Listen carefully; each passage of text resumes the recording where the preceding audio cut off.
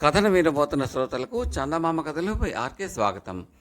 ప్రస్తుతం చెప్పబోతున్న కథ బండరాముడు 4వ భాగం. శృంగారం మాస్టారు క్లాసునంతా బెంచి ఎక్కించిన రోజు నుంచి కొందరు రౌడీ పిల్లలు రోజు ఎక్కడి నుంచో నల్లుల్ని తెచ్చి మేస్టారి బల్ల మీదనో కుర్చీ మీదనో వేస్తూ ఉండేవారు. నేను మాత్రం వీళ్లతో ఎన్నడూ కలవలేదు. వాళ్ళంతా 2వ క్లాసుకు పూర్వ విద్యార్థులు, పాత కాపులును. ఓ రోజు మేస్టారి మెడపట్టి మీద పోతంత నల్లి పాకుతూ కనిపించింది. దాన్ని పట్టుకుని తీసేద్దామని నేను చప్పున వెళ్ళాను. అది బాగా నెత్తురు పోసుకుని తెగబలిసి ఉన్నది. నేను పట్టుకోగానే ఆ నల్లిపోతూ బుడగ విచ్చినట్టు విచ్చింది. దాని నెత్తురు మేస్టారి తెల్లటి మెడపట్టి మీద ఎర్రగా చిమ్మింది. మేస్టారు, మీ మెడపట్టి నిండా నెత్తురండి సార్ అని ఒక కుర్రవాడు కేక పెట్టాడు. మేస్టార్ వెంటనే జేబులో నుంచి ఒక చిన్న అద్దం తీసి చూసుకున్నాడు. అప్పుడు అద్దంలో తన అందచందాలు చూసుకోవటం మా మేస్టారికి అలవాటు. అద్దంలో ఆయనకు నెత్తురు మరక కనిపించింది. వెంటనే బెత్తంతో మేస్టారు నా వీపు మీద 4 తగిలించాడు. నన్నెందుకండి కొడతారు? నేను నలిని తీయబోయాను, కానీ మీ చొక్కా పాడు చేయాలని నా ఉద్దేశం కాదు అని ఘోష పెట్టా. నోరు తెరిచినందుకు మరో 2 దెబ్బలు కొసరు వడ్డించి మేస్టారు నన్ను క్లాసులో నుంచి బయటకు పంపించాడు. నేను నేరుగా హెడ్ మాస్టర్ దగ్గరికి వెళ్ళా. జరిగిందంతా ఆయనతో చెప్పా. ఆయన అంతా విని క్లాసుకు తిరిగి వెళ్ళమన్నారు. ఈ లోపుగా ప్యూను వచ్చి హెడ్ మాస్టర్ రమ్మంటున్నారు అంటూ మా శృంగారం మాస్టర్తో చెప్పాడు. ఆయన హెడ్ మాస్టర్ దగ్గర నుంచి వచ్చిన తర్వాత తిరిగి నన్ను ఆయన బయటికి వెళ్ళమనలా. ఇది జరిగినప్పటి నుంచి నాకు క్లాసులో అన్నీ 0 మార్కులే. ఎంత కష్టపడి చదివినా, ఎంత కష్టపడి లెక్కలు చేసినా క్లాసులు 0లే వచ్చేవి. మిగతా పిల్లలందరికీ లెక్కల్లో 10కి 7, 8, 9 మార్కులు వచ్చేవి. నాకు మటుకు 0లే.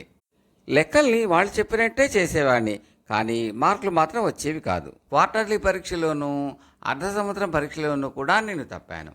ఈ 2వ క్లాసు ఎట్లా పాస్ అవుతానురా భగవంతుడా అని నాకు దిగులుగా ఉండేది. జమీందారు గారి అబ్బాయి కిష్ణుడికి శృంగారం మాస్టారు ప్రైవేటు చెప్పేవాడు. 3వ క్లాసు 3 దండయాత్రలు చేసి కృష్ణుడు 4వ క్లాసులోకి వచ్చాడు. వెనక కృష్ణుడు నన్ను కాఫీ హోటల్లో కూర్చోబెట్టిన సంగతి మీకు చెప్పానుగా.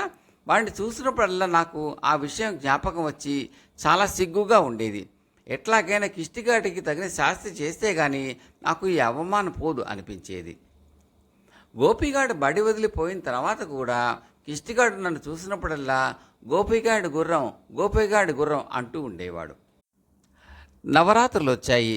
విజయదశమి నాడు పిల్లల చేత నాటకం ఆడించడానికి కృష్ణుడు ప్రయత్నాలు ప్రారంభించాడు. నాటకం అయినాక టీ పార్టీకి ఖర్చు అవుతుంది. అందుచేత 2వ క్లాసు, 3వ క్లాసు, 4వ క్లాసు పిల్లకాయలు అందరూ తలకు బేడ చొప్పున చందాలు వేయాలన్నాడు. చందా ఇవ్వని వాళ్ళకి పార్టీ లేదు. కృష్ణుడు నన్ను పిలిచి, ఒరే విజయదశమి విందుకి కారపు శనగలు అవి చెయ్యాలి, నీకు చేతనం ఉన్నట్టా అని అడిగాడు. మా అమ్మ నాన్న పేదవాళ్ళు గనక నేను వంటవాడినని కృష్ణుడి అభిప్రాయం కాబోలు. నేను తడుముకోకుండా, ఓ నాకు ఫస్ట్గా చేతనమును, ఇంకా చాలా రకాల వంటలు కూడా చేస్తాను, డబ్బు నాకు ఇచ్చేయి అన్నా. వాడు నాకు డబ్బు ఇచ్చి శృంగారం మేస్టార్ ఇంట్లో వంట పాత్రలు అవి తీసుకోమన్నాడు. నేను శృంగారం మేస్టార్ ఇంటికి వెళ్ళి కృష్ణుడు ఇచ్చిన డబ్బు ఆయన తల్లికి ఇచ్చేశా. మేస్టారు, విజయదశమి నాడు మీరు ప్రెసిడెంట్గా ఉండి సహాయం చేయాలని కృష్ణుడు చెప్పమన్నాడు అని చెప్పాను. నేనే పిండి వంటలు చేస్తానని అనుకున్నాడు కృష్ణుడు. వాడితో నేను అన్ని ఏర్పాట్లు జరుగుతున్నాయి అని కూడా చెప్పాను. నాటకం రోజున తానే ప్రెసిడెంటు అనుకుని శృంగారం మాస్టారు చిన్న జమీందారులే వేషం వేసుకుని వచ్చాడు. కానీ పాపం ప్రెసిడెంటు ఆయన కాదు, హెడ్ మాస్టారు.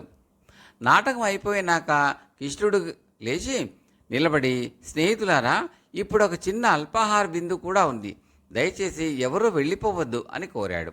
పిల్లలంతా అక్కడ కూర్చుని విందు కోసం ఎదురు చూడసాగారు. పక్క గదిలో చాలా గిన్నెలు తెచ్చిపెట్టా. అన్నిటి మీద మూతలున్నాయి. కిష్టిగాడు ఆ గదిలోకి వచ్చి ఒక గిన్నె మూత తీసి చూశాడు. పాపం ఆ గిన్నెలో ఏమీ లేదు. ఇంకో గిన్నె మీద మూత తీసి చూశాడు. అందులోనూ ఏమీ లేదు. ఏ గిన్నెలోనూ కూడా ఏమీ లేదు. అన్ని గిన్నెలు ఖాళీ. ఏమిటిది అని కిష్టిగాడు నన్ను అడిగాడు కంగారుగా.